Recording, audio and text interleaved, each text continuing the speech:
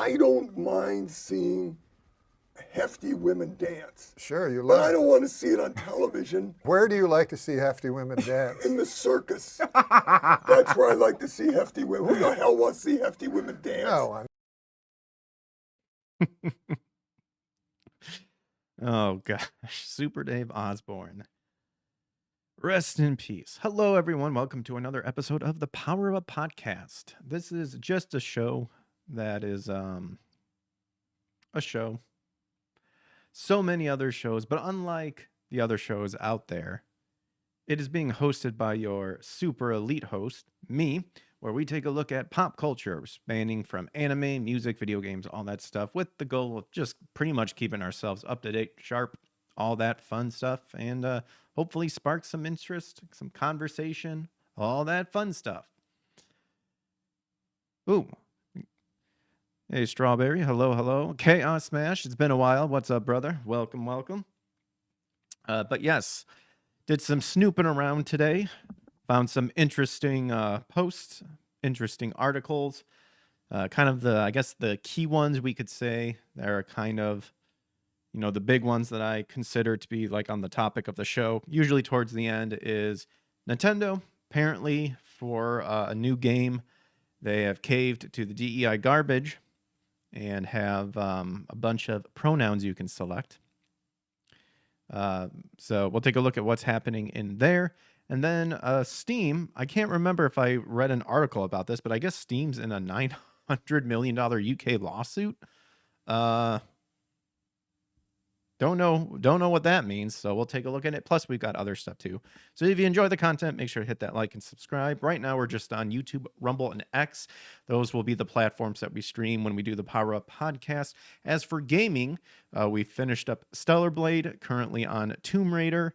Maybe winding down on that as well. I don't know how close we are to the end.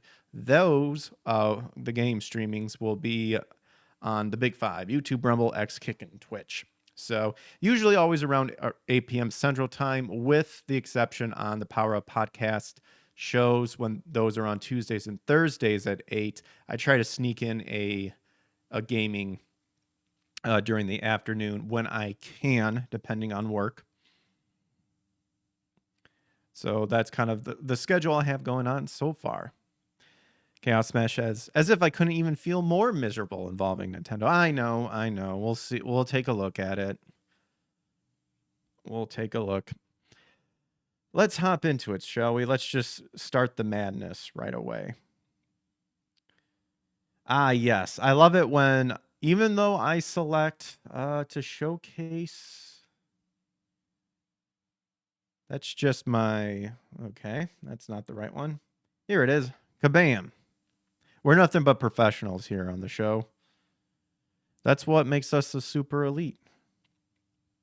Speaking of a super elite, as in a super elite Saiyan, I guess there's a new Dragon Ball project announced. It's called Age 1000, and I think it's a video game or a game. I don't know if it's like a mobile game or something like that. But apparently Bandai Namco has announced Dragon Ball new game project Age 1000, a brand new game set in Akira Toriyama's beloved franchise in celebration of Dragon Ball's 40th anniversary, which in the last show we read they are doing Dragon Ball Super Beerus, which is a reanimation of the Beerus saga.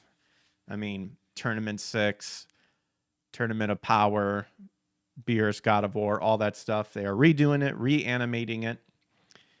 And I read it that they almost would have called it Dragon Ball Super Kai, which would have been funny. Mostly because what they're doing with Beerus should have just been what they should have done with Dragon Ball Z, but they didn't. They cleaned it up a little bit, but it wasn't perfect. And another big thing is the Seed of Might folks, who have released all of Dragon Ball Z with the correct color correction, so no more of that piss filter, that lobster filter. We got Mr. Sardock in the chat. Welcome. We are just talking about a new Dragon Ball game. So while details on the new game are scant. The game has been in development for 6 to 7 years and had the late Toriyama involved in most of the game, including its initial concept in various aspects beyond its world view and character. So the new game will launch sometime in 2027 and has all new character designed by Toriyama, including the one featured in the reveal trailer. Toriyama said the game will be packed with more settings and elements than previous games.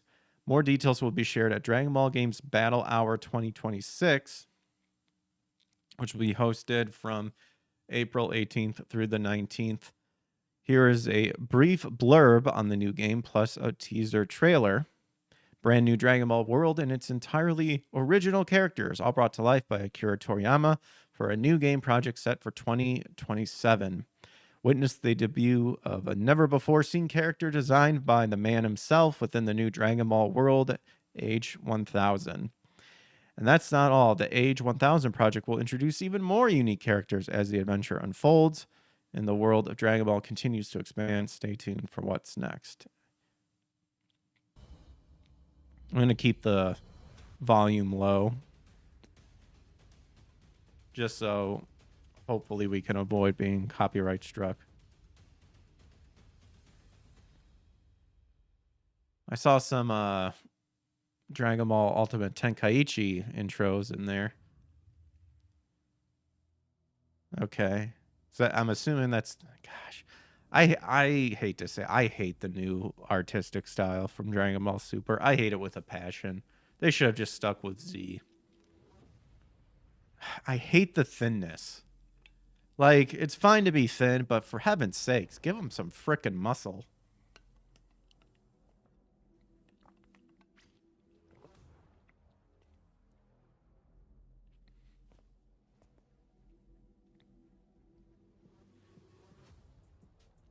Mm-hmm. Okay.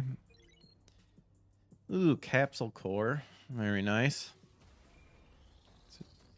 2-minute, 15-second video. Seems to be a training program of some kind.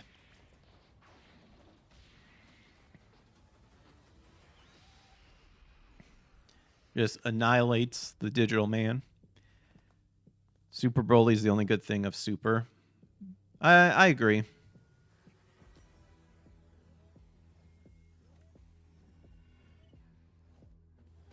Although I do like Z Broly. All right, yeah, we know who that is.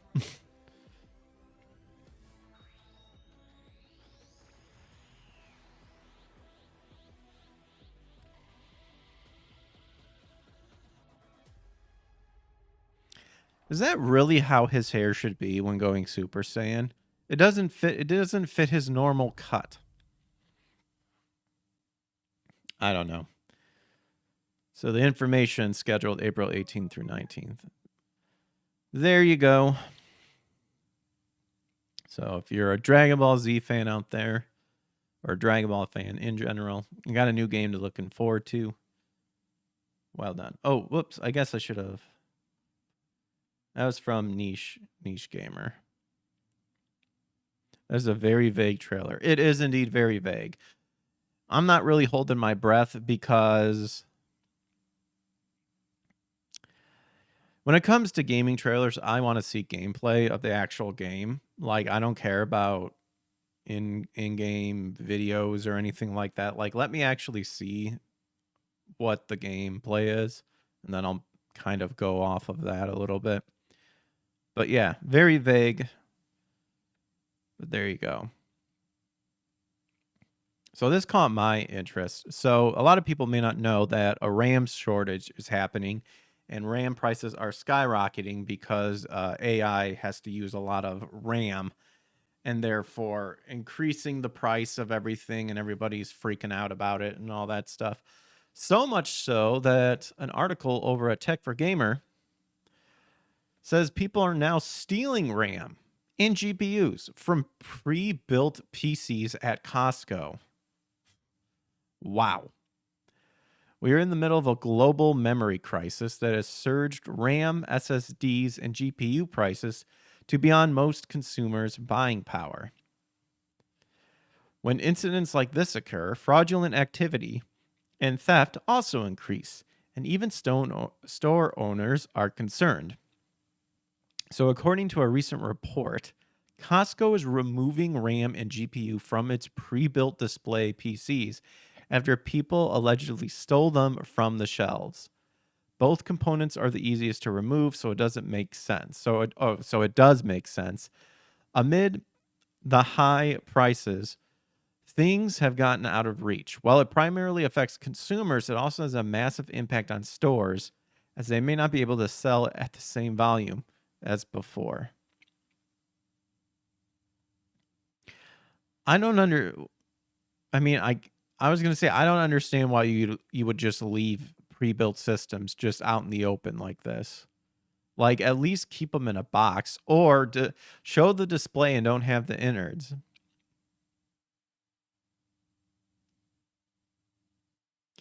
A Reddit post revealed an image of Costco displaying PCs without RAM or GPUs. Another user confirmed they asked a store employee who said they had RAM stolen from a display PC. While the images are from one store, other users claim that multiple locations are now practicing caution. This suggests that more major retailers might do the same, marking the end of a fully pre-built PCs on display. RAM prices have surged abnormally over the past few years. For context, price increased by 123% in the latter half of 2025 and are expected to rise further. Discounted DDR5 RAMs are now costing as much as a PS5. GPUs have a similar story too. NVIDIA has reportedly ended its open price program, which means the company is free to raise prices as it sees fits. Nonetheless, the situation is bad and isn't getting better. I mean, with today's technology, you could still get a very low-end PC or low-end GPU and DDR4, and you'll be fine. It'll still play a lot of the games. I think that's the thing that kind of annoys me the most. I'm by no means a big tech person, nor do I super keep up involved with this and stuff.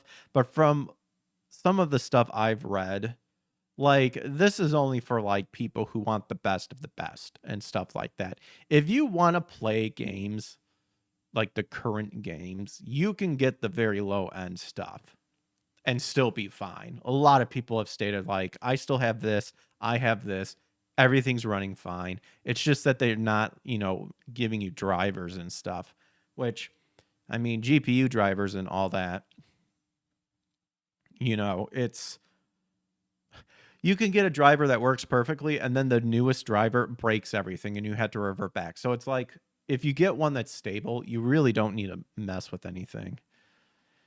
Mr. Sardox says, can't wait for the stupid AI bubble to burst. I know, me too. I like AI as a tool to use to help you find information and stuff like that. But of course, companies and people are using it to like make videos go viral and all that stuff. And all this is like taking place in India and all that crap. So it's like, it's like ridiculous. But the fact that it comes down to now people are straight up stealing RAM from display units. Wow. Pathetic. Absolutely pathetic.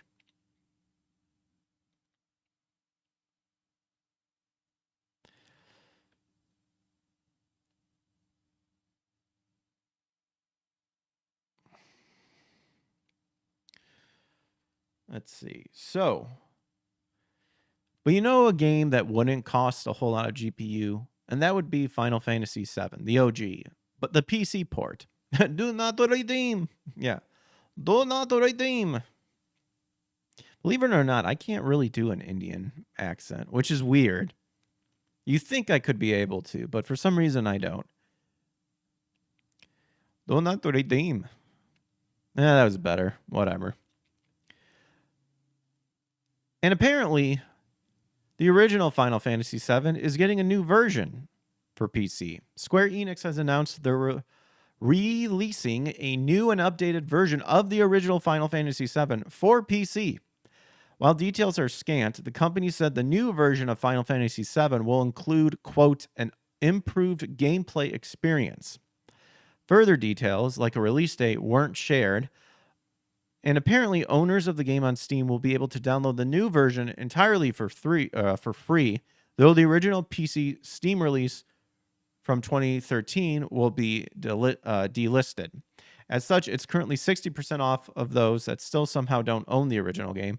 Furthermore, save data from the original version won't work with this new version when it logs. Then what's the Then what's the point?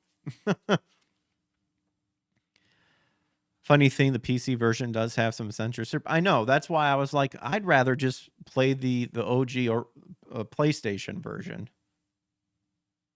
Mostly in the dialogue. Yeah. I guarantee you could, I'm pretty sure you can just go to romhacking.net and find like translation updates or something of the original, maybe even improvements of the game, and just patch it and just play it that way.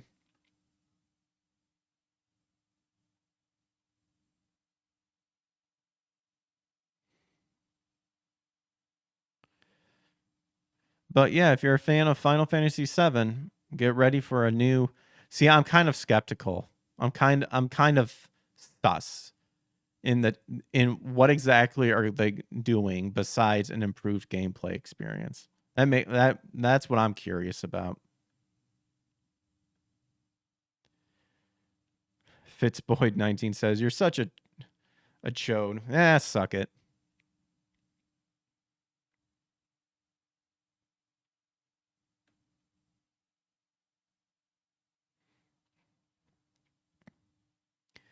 Hop on over to Video Game Chronicle. So Disney Afternoon Collection appears on Switch eShop, confirming its release with 2 extra SNES games.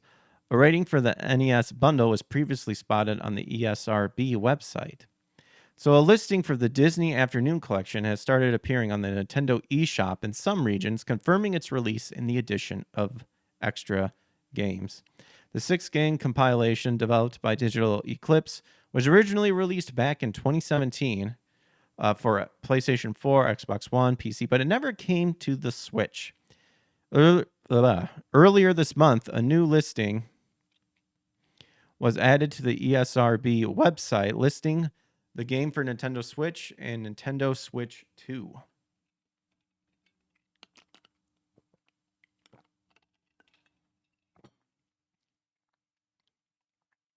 Now, even though an official announcement has still to be made, the game has started to appear in the coming soon section on the Nintendo eShop regions, although it's not listed yet on the UK or US eShops at the time of this writing. VGC can confirm the game is now visible on the Japanese eShop in both Switch and Switch 2 versions. What's more, the listing confirms that the new version will include more games than were featured in the 2017 release, adding SNES titles Bonkers and Goof Troop to the existing 6 NES games previously included. So here is now the full list of games. So you got DuckTales, which I actually need to play. I remember playing Chip and Dale Rescue Rangers. I remember playing that back in the day. Tailspin I never played. Darkwing Duck I tampered with a little bit, and I heard it, and it's really good. DuckTales 2. And then there's Chip and Dale Rescue Rangers 2. And now we've got Goof Troop, which I actually heard was pretty good. And I'm not sure about Bonkers. So the addition of Goof Troop on SNES will be of particular interest to Capcom fans, as it was co-designed by Shinji Mikami, who would go on to direct Resident Evil 3 years later. How about that? The listing also confirms that the collection will include quick save and rewind features, boss rush, and time attack modes, except in Goof Troop and Bonkers, and online leaderboards for each of these modes. The compilation will also include a gallery mode put together by Digital Eclipse's historians, which include, quote, behind-the-scene footage and exclusive content provided by Disney. It's not clear how much of this will be new compared to the 2017 release.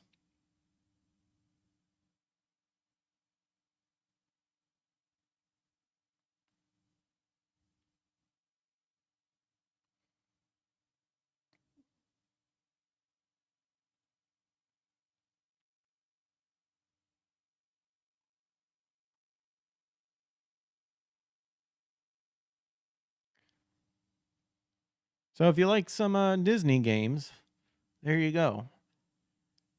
I like The Lion King. Like, that's one of my games. I like the Genesis version. What is going on in chat? I don't know.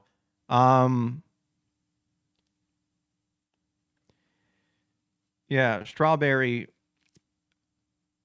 I don't mind the chatter, but like, kind of keep it at the topic at hand. If you're just going to be posting random stuff, that's going to it's going to get into the spam area, and I don't tolerate that. That's the only thing I ask. I don't care, like, you know, if you don't like the show, fine, but don't just spam with random incoherent chats.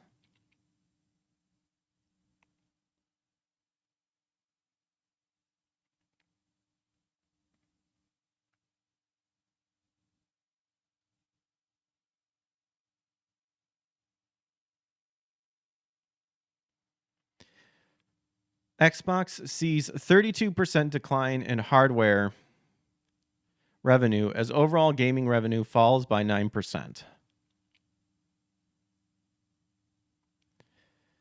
So this comes from Tech for Gamer as well. Microsoft Gaming Division continues to falter by each day, and now figures are reaching an embarrassing point. The tech giant has just published its quarter two earnings, and the gaming division took a significant toll. Specifically for Xbox, hardware sales have stumbled by 32% and gaming revenue by 9%, showing that the gaming giant doesn't really have a grip on the market, even after going down the multi-platform route. The era of Xbox Series XS is already over, and Microsoft has also seemingly abandoned the current gen consoles. The future of the brand really looks uncertain. It indeed very much looks uncertain. Like, I don't think I would ever buy anything from Microsoft again.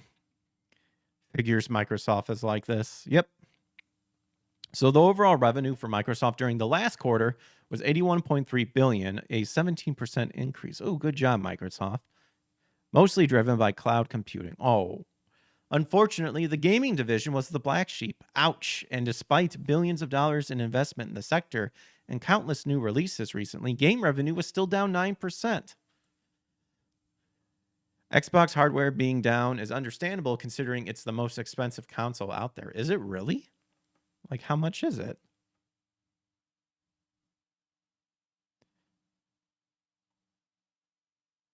Yeah, and it's going to increase because of the RAM shortage. That's a good thing I got my PS5 for a Christmas gift. Okay, I'm not seeing a price, but I guess it's going to be increasing due to the RAM shortage. And there's no reason to buy any Xbox in this era. This is very true. Like, you can bash PlayStation for not having a big game catalog and stuff like that. But, like, yeah, tons of Xbox exclusive are coming to PC or, like, PlayStation 2. So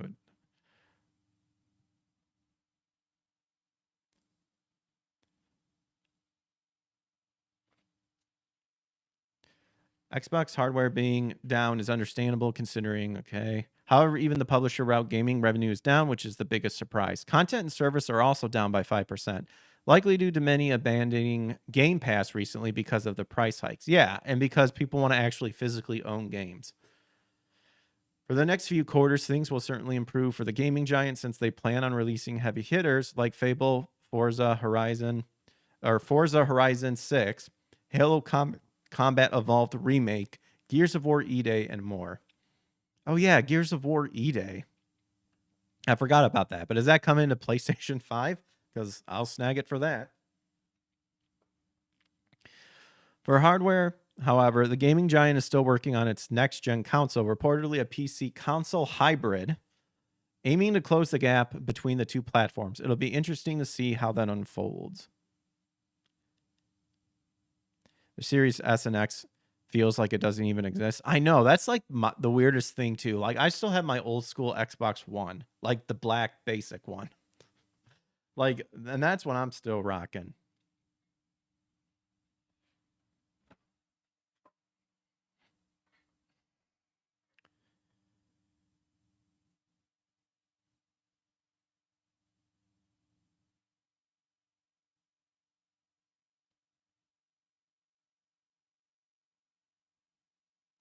Strawberry, you're put in timeout because, again, I told you, stick with the topic at hand. And you're spamming with just random chats.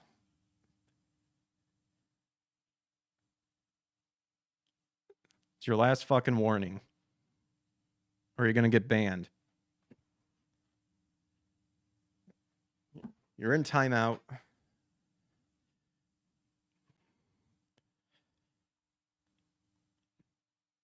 Fable, the one with the ungodly, hideous chick, that's a heavy hitter. Ha, good luck with that, says Mr. Sardock. Yeah. Yeah. I recently just played Fabled. I really enjoyed it. And even the remake, like the recently revealed trailer, like still looks But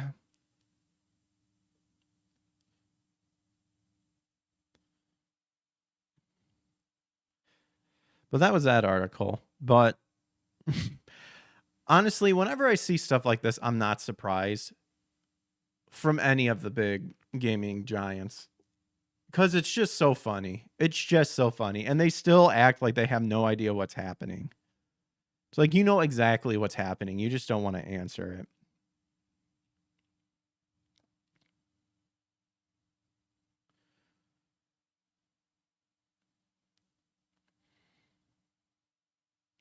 So we'll go ahead and we'll take a look at one of the ones that was definitely interesting. And this comes from Fandom Wire. And that is, why is Valve Steam facing a 900 million UK lawsuit over anti-competitive practices? So, like, I feel like I heard this, but it seems new to me. So I'm curious to know what this is all about.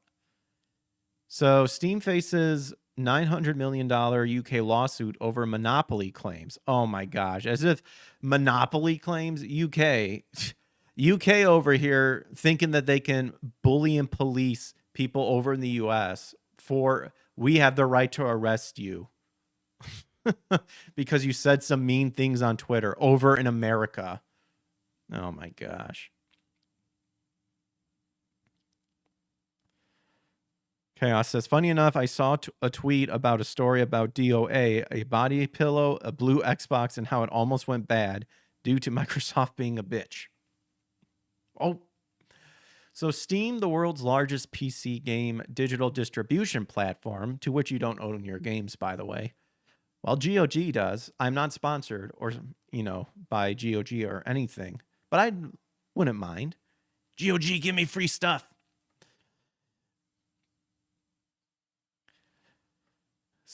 Is now at the center of a major legal battle in the UK. The platform is facing a $900 million lawsuit over alleged anti-competitive behavior. The case claims Valve has used Steam's massive market dominance to restrict competition. Not only that, but the lawsuit also claims the company is controlling prices and imposing high commission fees that affect millions of gamers. Brought on behalf of roughly 14 million UK users, the lawsuit could set an important precedent for how powerful digital marketplaces are regulated in the future. Mr. Sardock says, ugh, UK, such a stupid country. I live in the bleeping UK. Can't wait for the local elections in May. I'm going to be dancing the can once Labour gets demolished. Dude, my support for you, good sir. Jeez. The insanity that's happening over in there. I hope you don't get in like any sort of trouble or anything, but it absolutely insane. Insane. So the lawsuit via the BBC claims that Valve,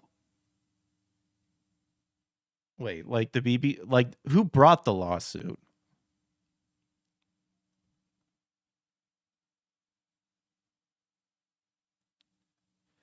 Legal action was bought by digital rights campaigner Vicky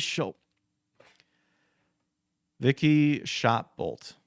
I mean, badass last name, but not surprised. Let's actually see who this person looks like.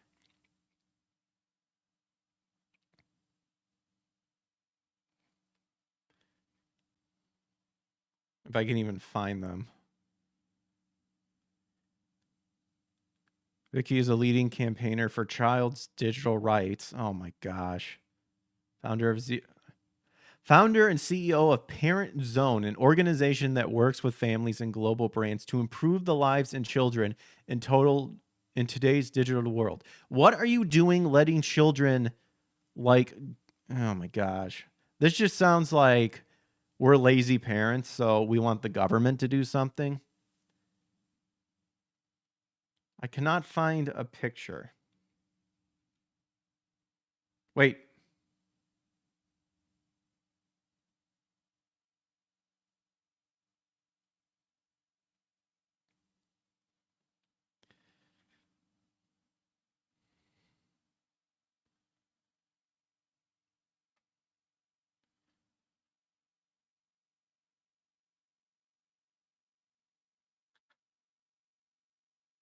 All right, here you go.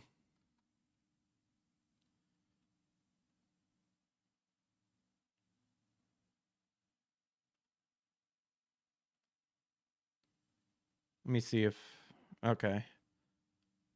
Is that not loading? There you go. Okay. Right there.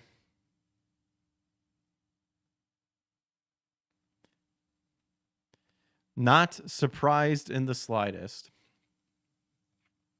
Have the officials confiscated your knives yet?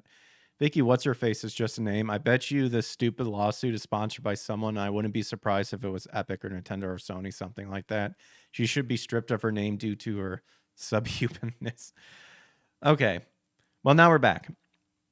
It has nothing to do with protecting children. I think it's just a convenient ruse, but I bet it's some competitor being salty that Steam is better than him. Yeah, I wouldn't be surprised. And that's what that was the whole thing about the what is it, the act thing, like the Children's Online Safety Act or something like that.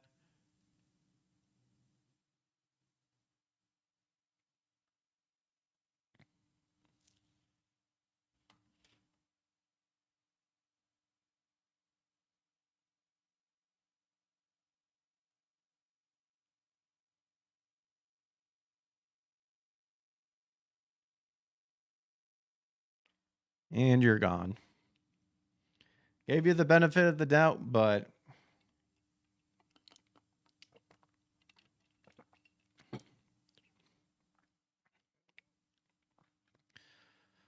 lawsuit claims that Valve has been using Steam's market dominance in digital distribution to impose unfair business practice that limits competition. One major accusation is the use of platform party rules, which allegedly prevents developers from offering their games at lower prices on rival stores. By doing this, the company keeps prices of the games artificially high and reduces consumer choice. Another concern coming from the lawsuit involves how in-game purchases and downloadable content work, especially how they're tied to Steam. This essentially means users who buy a base game on Steam must also use Steam's marketplace for add-ons, DLC, or expansions. I mean, I kind of understand that. That's my biggest thing, is that some games, like, the coding has Steam in there to where if it even needs to, in order for it to run, you need to have Steam in some way, shape, or form installed, which is garbage. Unlike GOG, who uses open software like DOSBox and stuff like that. And that once you buy the game, you own it. You can download offline installers and play it. You do not need GOG installed. You may need like a program that can help run it, but it's open source. It's available open source programs. Another concern coming from the lawsuit involves how in-game purchases and downloadable content work. I already read that. On top of this, Valve's standard 30% commission fee is described as excessive, with the claim that it directly leads to higher prices for players. If proven, these practices could be seen as anti-competitive behavior that harms both developers and consumers. Chaos smashed them. We care about the children. Mr. Zardock, yeah, they put out the stupid Online Safety Act, quote, to protect the children. And at the same time, they have been covering up, quote, something bad happening to children for 30 years. Oh, yeah. I hate this government. I am, the more I learn about them, the more I don't like them. Despite the serious allegations, many believe the lawsuit is very unfair and seems to be singling out Valve. The company is following practices that are common across gaming market. Major platforms such as Xbox Store, PlayStation Store, Epic Games, and other digital stores not only don't allow you to buy add-ons from other stores, but they also charge similar 30% commission rates. The percent might vary from different platforms. Additionally, Steam has a tiered commission system that even reduces fees for high-performing games, which some developers see as reasonable. Supporters also argue that the platform provides extensive infrastructure, global distribution, security, and community features that justify its fees. From this perspective, targeting Valve also may overlook the broader industry standards and risk of creating uneven regulation that could distribute the digital marketplace rather than improve competition. And then they just ask us, do you think the lawsuit is fair? No, it's gay as hell. All I can say is whoever started the argument. Actually, you know what? I'm not going to say anything. Venom Greg, on the other hand, he has something.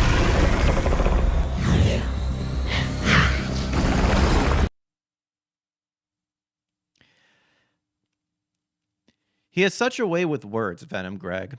He only says the same one line over and over, but it resonates and it hits home.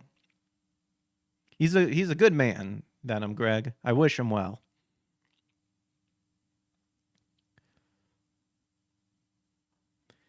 And then I thought I clicked this.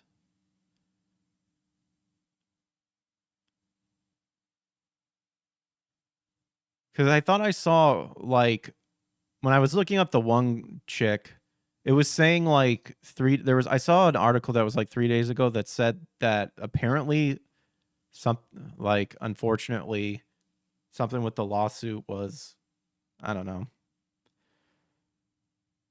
Company is also brand okay.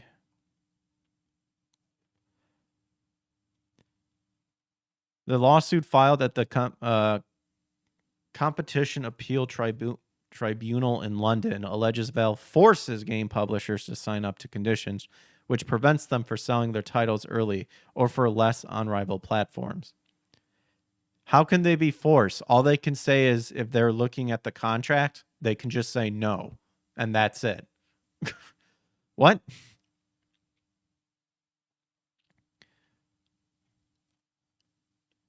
Okay. This wasn't the article, but I saw something else. But in any case, seems pretty gay to me. Pretty gay indeed.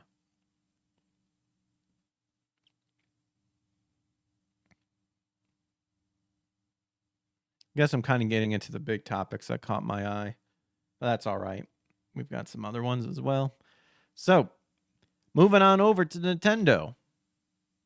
Nintendo caves to activist demands, adds non-binary gender option and same-sex relationships to Tomodachi Life Living the Dream.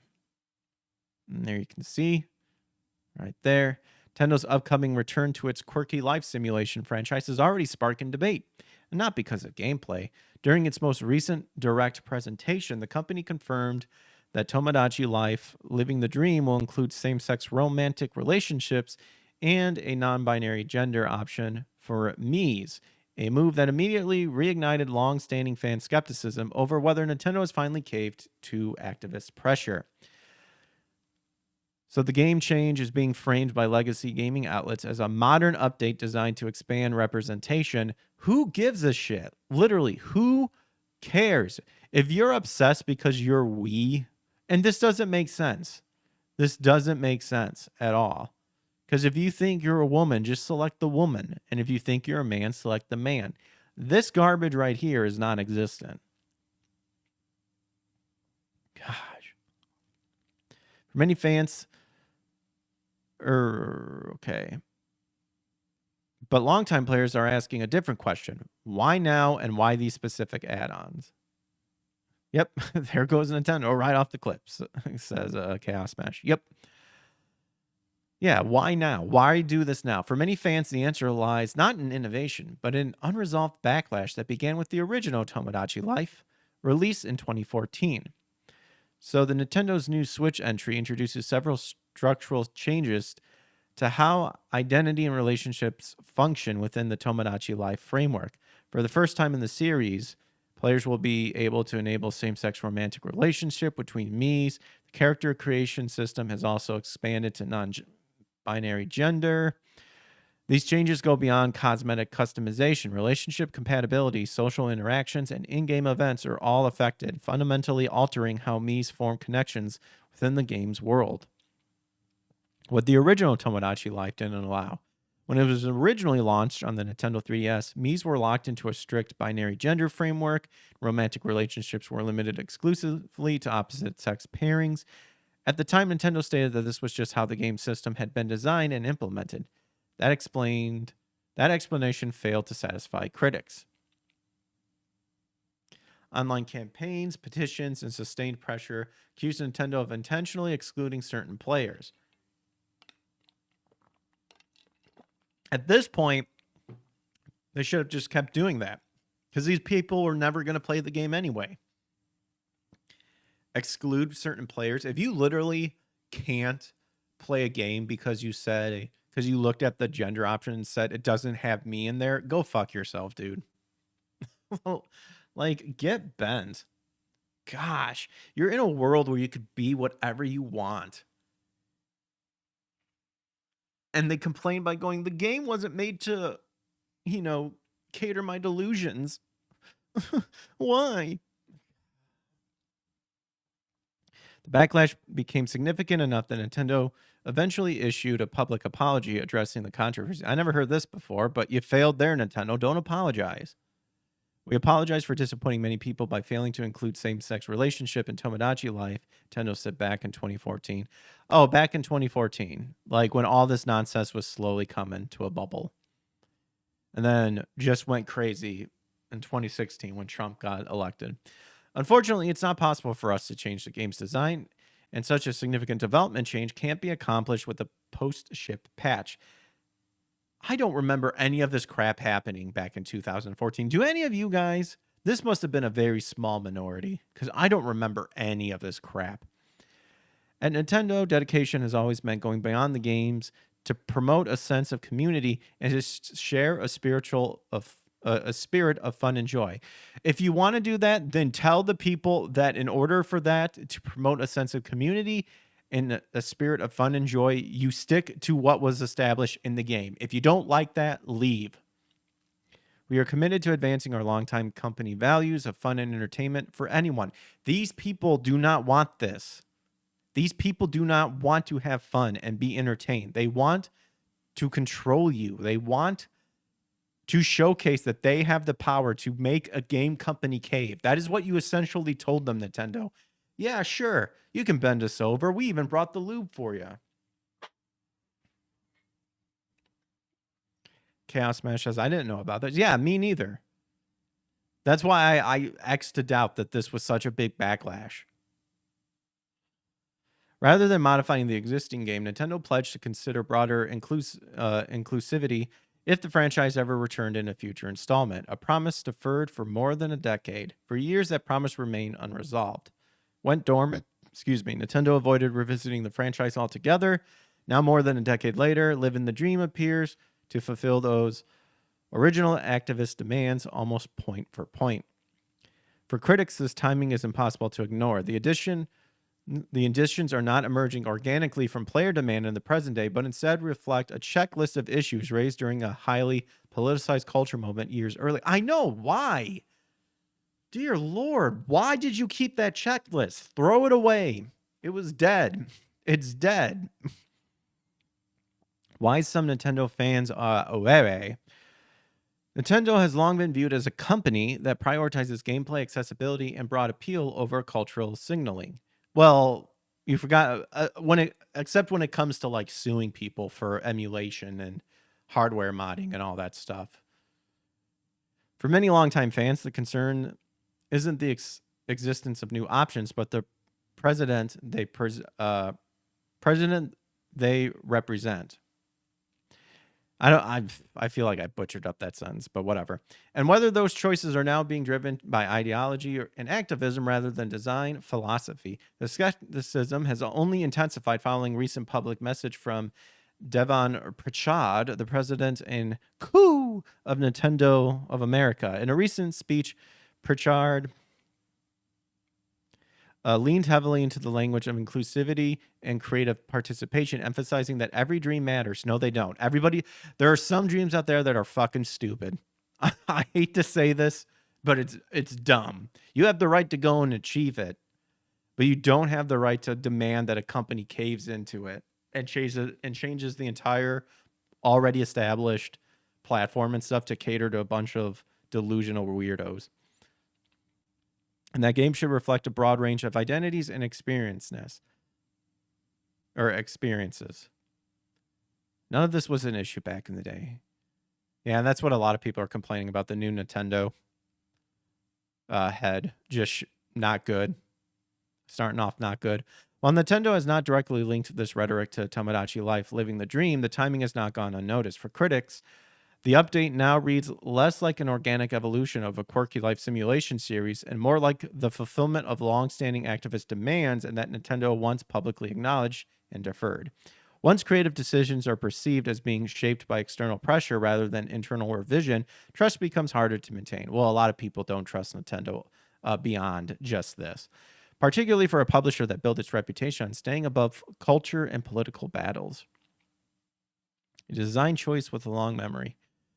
The non-binary update didn't happen in a vacuum. The features now being implemented were demand publicly more than a decade ago, acknowledged by Nintendo at that time, and quietly deferred until now. So as it approaches its release, fans will be watching closely to see whether this marks as a one-off concession tied to a long-standing controversy or beginning of a broader shift in how Nintendo approaches game design moving forward. So that was more on, the ideology that we kind of believe in. I have another one, and this one comes from Video Game Chronicle, who leans more on the other side. And let's see what they have to say, because it's good to see a spectrum of stuff. Good as in to see on how we can just see on how delusional people are. Tomodachi Life Living the Dream will include same-sex relationships and non-binary characters, fulfilling Nintendo's promise. A same-sex bug in its 3DS predecessor caused backlash when it was patched out. Wait, so there was a bug and then they fixed it and then 4 people got upset? No. As confirmed during a Nintendo Direct dedicated entirely to Tomodachi Life Living the Dream, Nintendo has revealed that players can change their character's sexual preference. Yeah, we know all this. They can choose from 3 options: male, female, or non-binary. I'm offended because it doesn't have me in there, a super elite. Where's my gender as being a super elite? I'm pissed off. Why? Like, this list should be like in the hundreds. How very bigoted of them to only select these 3.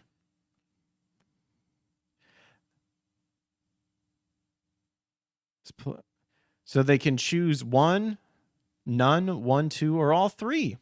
This means players can essentially create characters who are heterosexual, gay, lesbian, bisexual, asexual, pansexual. Not enough includement as far as I'm concerned. The decision marks the results of a previous commitment by Nintendo. So we kind of read up about that following a backlash to an issue with a 3DS game. So when it was released in Japan, a rumor spread that the launch version allowed same-sex relationships, but that it had later been patched out as a, quote, bug. This turned out not to be true. Same-sex relationships were never in the game, and players were changing their Mii's appearance to make it look like there were. So Nintendo literally caved in to a lie that was proven to not be true, or to a rumor that was proven not to be true, in the fact of this rumor that it had this system and then they patched it out. This is why you don't apologize. This is why you don't cater to it, because they are fucking liars. They are liars. And just look at these type of people and listen to how they dance and paraded, when their enemies get assassinated or attempted to get assassinated, or violence, it can just be your normal, like, default response to anything.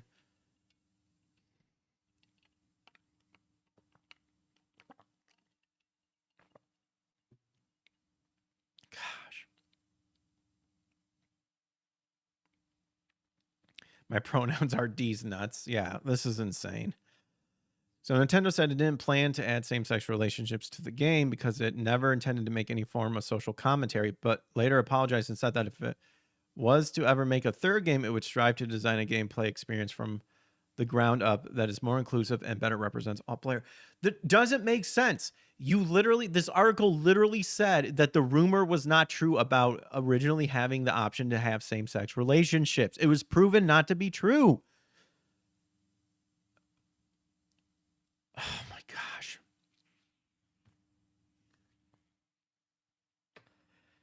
Mr. Cyrek, these people, I swear. Dude.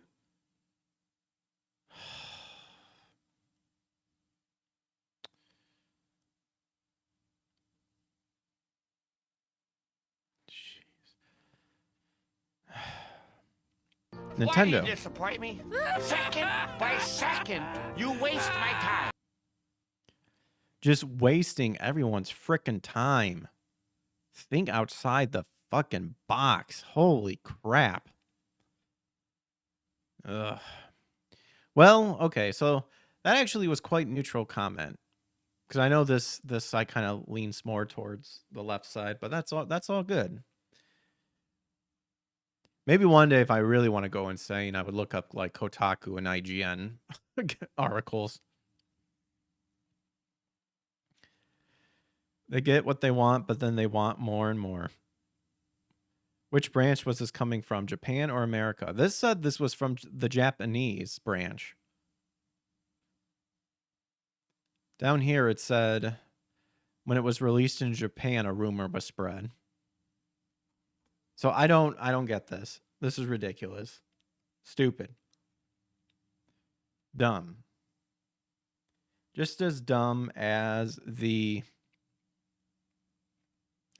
that Star Wars Rey movie? Well, might be canceled. Daisy Ridley cast doubt on Rey Star Wars movie news in 2026. Has this film been canceled?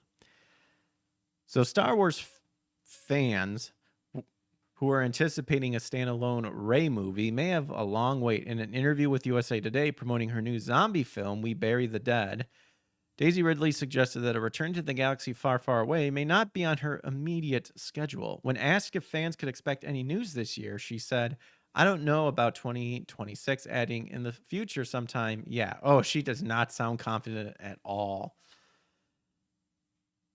Oh my gosh. So while a Star Wars film focused on Ridley's character Rey was announced at Star Wars Celebration 2023 with Sharmeen Obaid-Chinow to direct, the project has not been mentioned since. The director said she intended to frame the story around exploring Rey's role as a, quote, a female Jedi, and the project was tentatively called New Jedi Order. But the Star Wars franchise as a whole has struggled on streaming and hasn't released a theatrical film since 2019, The Rise of Skywalker. Man. That was 7 years ago. Holy moly. Time flies. Any momentum a Rey movie may have had. Any momentum a Rey movie may have had. Oh my gosh, I can't read. Any momentum a Rey movie may have had appears to have been lost. Man. 1, 2, 3. Have. And all in the same sentence. Chaos Smash says, I have to play Star Wars The Force Unleashed. Good game. I played 2 for the first time. Maybe this past summer. Way shorter than the first one. But I enjoyed them. They're still glitchy. I would say try to get the PC version and then use mods to fix it. Actually, no. I would probably say if you can get a console version, because then you wouldn't even have to deal with it if you have that sort of availability. So Ridley's uncertainty reflects a broader pattern of silence and indecision surrounding the franchise's future. So at the time of Ridley's USA Today interview, Kennedy's retirement was still only a rumor. It won't affect me going forward if it were to be true, Ridley said. Her apparent indifference is telling. Whoever holds the reins at Lucasfilms would determine shooting and releasing schedules, story direction, and Rey's character arc. Leadership at Lucasfilms may not be a factor for her because the movie has been quietly shelved. Instead, Ridley played into the anticipation that the mystery of the filmmaking process can create. I think what's lovely is people are excited because they want to see the films, which is great, she said. I don't want to see them. Who wants to see them? Everything is so accessible now. It's really wonderful to be part of something where people maybe don't know as much. What? That's like the exact opposite. People want to instantly know stuff right away. What is she talking about? But the real mystery, given the lack of news, is when or if the Rey movie will ever enter production. Even Kathleen Kennedy is remaining tight-lipped. In her exit interview with Deadline, she discussed several other Star Wars projects she expects to see coming to fruition. Some of the stuff she mentioned, the Mandalorian and Grogu, Starfighter, currently in productions and have set release dates. Others, like movies from James Mangold, Taki Waititi, and Donald Glover, are currently stalled or on hold. She even mentioned the hunt for Ben Solo, that independently developed concept from Star Wars Adam Driver and director Steven Soderbergh, was initially approved by Lucasfilms before reportedly being rejected by Disney. Rejected probably because they're like, oh, this is too good. This actually makes sense. We can't have that. I don't want to watch it. I have no plan on watching this if it ever came out. It was a movie that was a position as a theatrical future for Star Wars, a narrative reset that would move beyond the Skywalker saga and a means of ushering in a new Jedi era with Rey leading the way, calling New Jedi Order, quote, the thing, doesn't just show a lack of enthusiasm for a return to Star Wars on Ridley's part, but it is a clear indication that everyone involved has lost their passion for the projects. So no news for Rey Star Wars movie may ultimately be good news for a franchise in need of direction. And speaking of direction, that is exactly apparently what they are going for. In that, according to Screen Rant, they're officially rewriting The Rise of Skywalker. So 7 years after its release, Star Wars is officially rewriting The Rise of Skywalker. It's the most recent movie in the Star Wars timeline. That said, upcoming Star Wars movies are looking beyond it, be it Sean Levy's Starfighter, a new trilogy in development by Simon Kinberg. For Lucasfilms, these movies will hopefully allow the franchise to move beyond The Rise of Skywalker in terms of both timeline and backlash. Episode, what would that be? 1, 2, 3, 4, 5, 6, 7, 8, 9. Episode 9 is often considered one of the worst ranked Star Wars movies, primarily due to its reliance on unearned nostalgia and a borderline nonsensical plot. With this backlash in mind, it becomes evident that future Star Wars movies and TV series are officially rewriting The Rise of Skywalker 7 years after the film's release. Firstly, it is worth exploring exactly why future movies look to be rewriting The Rise of Skywalker. For all intents and purposes, The Rise of Skywalker was thought of as the final chapter to the Skywalker saga. What began with Episode 1, The Phantom Menace, was set to conclude with the 2019 film, which the latter story supporting this. Do you want me to send you that dead or alive body pillow tweet? I am quite good, thanks. The resurrection of Emperor Palpatine is claimed to be all of the Sith, the galaxy-altering stakes of his final order, Rey's rise to finish what Anakin started, which is retarded because Anakin ended it, became all of the Jedi, and Kristen herself as a Skywalker to boot, indicated that the story was over. To further support this, the final shot of The Rise of Skywalker is Rey staring at the twin suns of Tatooine, a direct parallel with how the Star Wars franchise began in 1977. Evidently, Lucasfilm intended The Rise of Skywalker to be the final installment with the studio admitting as much since. And then we got a bunch of, again, the movie announcements. This was the final piece of evidence that Lucasfilm intended The Rise of Skywalker to be end of the saga, with future movies taking Star Wars in a new direction. Despite all this happening in the last 7 years, Star Wars' future will instead revisit the sequel trilogy era. Effectively, this is walking back the decision for The Rise of Skywalker to end the Skywalker saga. One of the upcoming Star Wars movies still in development is the story of Rey's New Jedi Order, starring Daisy Ridley. Although updates about this project has been few and far. Who is writing this? How are they saying that by having this new movie, they're rewriting the Skywalker story or the Skywalker saga because they're continuing it? Oh my gosh, whatever. Jeez. Beyond, though updates about the project have been far in between. Charmine Obey Chinoy. Ugh. I'm so bored, apparently. I'm yawning. It's still set to direct the movie, with the story set to take place 15 years after The Rise of Skywalker. While this timeline will allow the film to stand on its own to some extent, it would be impossible to make a movie about Rey Skywalker without tying it back to the events of the sequel. Beyond that, Simon Kinberg's aforementioned Star Wars trilogy will seemingly be the next step in the Skywalker saga. In fact, respected industry trades like Deadline reported as much as when Kinberg's trilogy was first announced, describing the 3 films as episode 10, 11, and 12 of the Skywalker saga. I see. If this turns out to be true, Rise of Skywalker was not the conclusion of the saga that it was initially intended to be via Rey's movie. Kinberg's trilogy, the sequel trilogy, and the entire Skywalker saga will be changed, adding more stories to it, and rewriting the initial ending that episode 9 was supposed to be. This article is a snooze fest. It is. I thought when was this written? 1 day ago.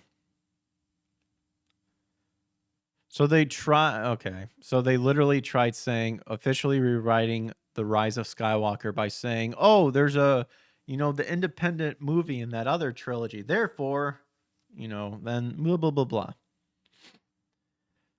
All right. Yeah, we're done with this. I see what it's doing. Screen Rant, you suck. Lewis Glazebrook. Okay, well, let me see. Dead or Alive Body Pillow. I guess we can end on checking that out. I guess I could look at what games were released throughout the years. Dead or Alive Body Pillow.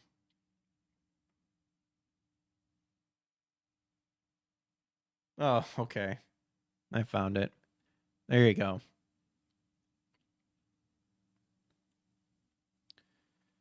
There you go. Very nice.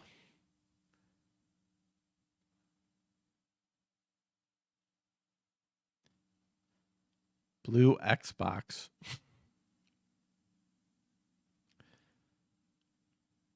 Oh, gosh. The Postal Dough Body Pillow. This looks terrible. Gosh, now my Twitter feed's all going to be about body pillows. Ugh.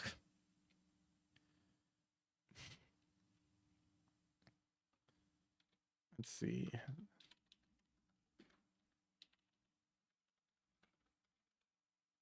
Mr. Talk says, I'm going to head off for now. 3 a.m. now. Bet is calling for me. Hey, I appreciate you hanging out. We're going to wind down the stream here by seeing what games were released today. And let's see if our list is better than Blaps's. Shall we? Oops.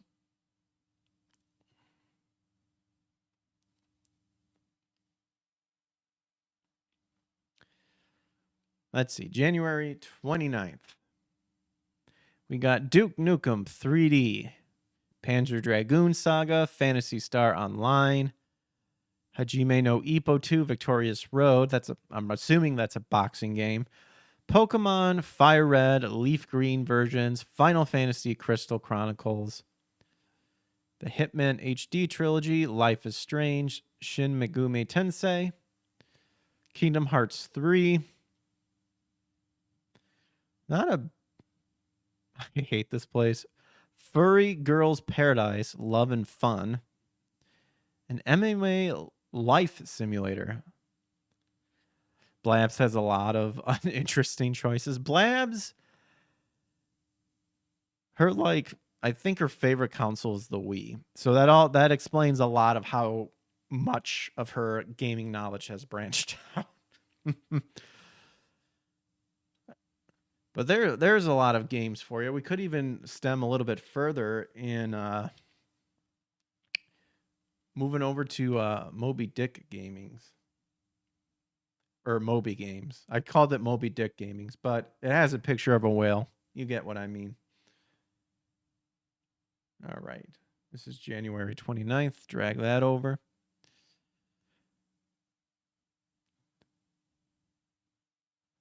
Donald Land.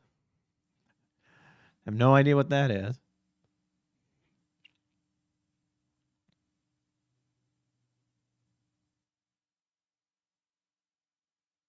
See, this has a lot of games listed through all over the world, not just. Oh, the Worms Armageddon version for the United Kingdom for the Windows was released. How's about that? Yeah, we got those. Ooh, there was a Canadian game on Windows called Jack the Ripper. No, baby, I'm the Ripper, your baby daddy's worst nightmare. Craig should have you on side scrollers. Hey, I would always be down to be a guest, but if they like to have me, it would be an honor.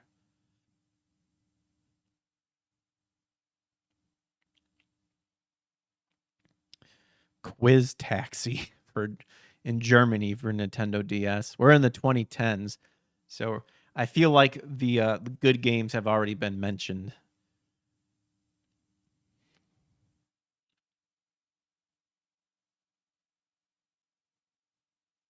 I don't know if that was my ear ringing or what, but I heard a loud hissing noise.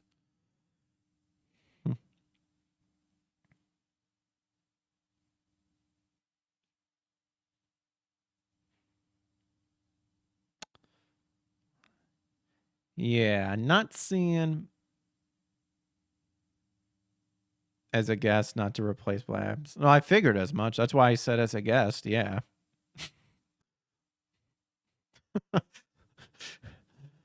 What arrogance one would have to be like, yeah, just replace.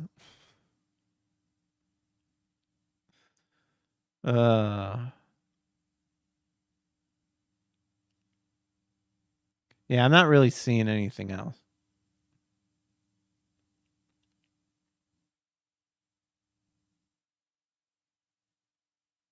But I will say, if it still holds up, I think it'll be posted tomorrow. I should be on Phoenix's channel. We should be doing some gaming. So we probably won't be gaming at night because I'll be over there if it's still set up. That level of arrogance is scary.